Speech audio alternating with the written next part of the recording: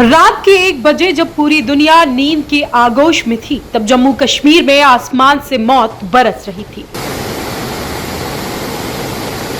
लगातार 5 घंटे तक बारिश, फिर उसके बाद पूरा का पूरा इलाका मलबे और पानी में डूब चुका था। जरा सोचिए, वो घर जो लोगों ने अपनी मेहनत से बनाए, उनके खून पसीने की कमाई से खरीदी गई गाड़ियां तिनके की तरह पानी में बहती नजर आई। जिन कब्रों में लोगों ने अपनों को जन्नत नसीब करवाने के लिए दफनाया था, वो रेत की तरह पानी में बहती चली गई। साथ ही माता वैष्णो के दरबार जाने वाले हजारों भक्त बीच रास्ते में सैलाब के बीच फंस गए। आखिर रात के अंधेरे में राजौरी में ऐसा क्या हो गया कि एक हंसता खेलता शहर मलबे के ढेर और बहते सैलाब में बदल गया? प्रशासन की तरफ से वहां पर क्या चेतावनी दी गई थी और अब वहां पर हालात क्या हैं, इस पूरे वीडियो में हम आपको बताने वाले हैं। आखिर तक बने रहें, क्योंकि आज की इस खास रिपोर्ट आपको अंदर तक झकझोर कर रख देगी।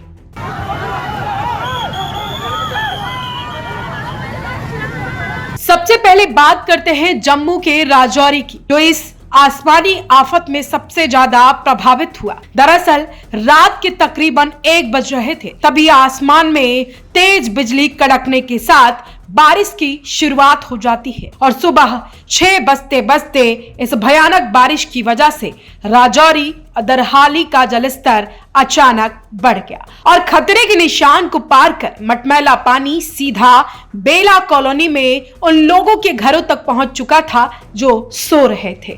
घरों में छोटे छोटे बच्चे सो रहे थे, लेकिन देखते ही देखते पूरी बेला कॉलोनी जलमग्न हो गई। सबसे भयावह मंजर तो दिखा बेला स्टैंड पर। वहां पर पानी का बहाव इतना तेज था कि वहां खड़ी कई गाड़ियां एक के बाद एक बहती चली गई। लगा तो ऐसा कि मानो अब वहां के लोगों की दुनिया पूरी तरह तहस नहस हो चुकी है। लोगों की आंखों के सामने उनकी गृहस्थी बिखर रही थी। वो अपने घरों की छत से केवल टक टक देख रहे थे और मन में बस यही सोच रहे थे, हाय रे कुदरत, ये कैसा करिश्मा है। ये कह रहे थे, ये कहर हम पर ही क्यों। वहीं अगर बात की जाए पानी के बहाव की, तो इतना तेज था कि कोई भी बीच में जाने की हिम्मत तो नहीं कर पाता। इस आसमानी आफत की वजह से बेला कॉलोनी में कई घरों के लोग फंस चुके थे। जिंदगी बचाने की जद्दोजहद चल रही थी। ना सिर्फ इंसान बल्कि आसपास के इलाके में मवेशियों के मारे जाने की भी बड़ी खबरें आई। राजौरी का ये इलाका जो कभी खूबसूरती के लिए जाना जाता था, अब वो मलबे में तब्दील हो चुका है। तबाही का ये मंजर सिर्फ बेला कॉलोनी तक सीमित नहीं रहा, बल्कि थन्ना मंडी सब डिवीजन के चुरुंग, राजधानी और बहरोट इलाके में भी इस आसमानी आफत को देखा गया।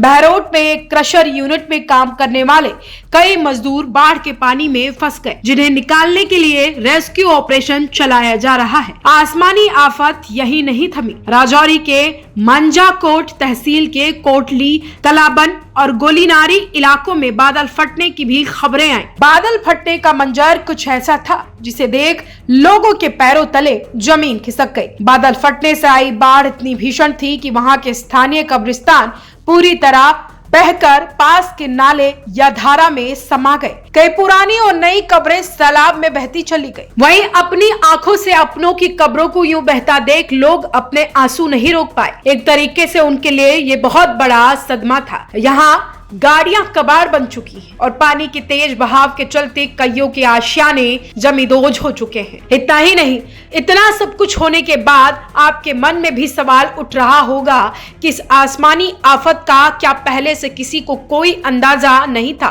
तो पहले ही भारतीय मौसम विज्ञान की तरफ से एक एडवाइजरी जारी की गई थी। मौसम विभाग ने साफ तौर पर कहा था कि इलाके में भारी से भारी बारिश हो सकती है और अचानक बाढ़ आने की संभावना भी है। लेकिन रात के सन्नाटे में जब तक लोग कुछ समझ पाते, तब तक पानी उनके घरों के भीतर घुस चुका था। फिलहाल सुबह होते ही प्रशासन अपनी हरकत में आया और आनन फानन में बचाव राहत टीमों को आपदाग्रस्त इलाकों में भेजा गया।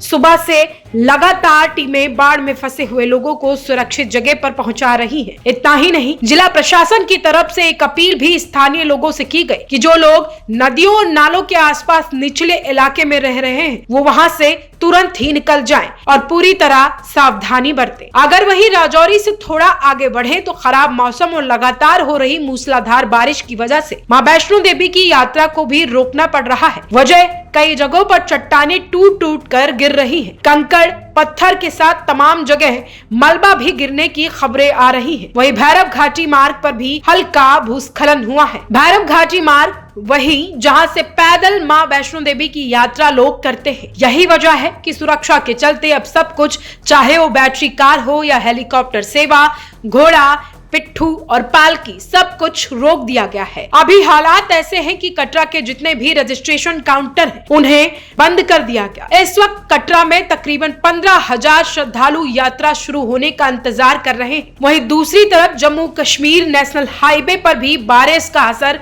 बहुत पड़ा है। जखियानी और चिनानी के बीच अब ट्यूब में कई जगहों पर मिट्टी खिसकने और पत्थर गिरने की घटनाएं सामने आई, जिन्हें NHAI की टीमें साफ करने में जुटी हैं। देवल के पास ठीक की गई डाउन ट्यूब भी क्षतिग्रस्त हो गई है, इसीलिए अब ट्यूब का इस्तेमाल ही आने जाने के लिए दोनों तरफ से किया जा रहा है। वहीं अगर ट्रैफिक की बात की जाए तो ट्रैफिक भी जमकर देखा जा रहा है। गाड़ियों की रफ्तार काफी धीमी पड़ चुकी है। फिलहाल अभी मौसम विभाग की तरफ से अलर्ट जारी कर दिया गया है कि मौसम ठीक होने तक सुरक्षित स्थान पर रहे। और हमारी भी आपसे गुजारिश है कि अगर आप वैष्णो देवी यात्रा पर हैं तो आप प्रशासन की तरफ से जो भी अलर्ट जारी किया जा रहा है उन्हें ध्यान में रखकर ही आगे जाने का कोई फैसला ले।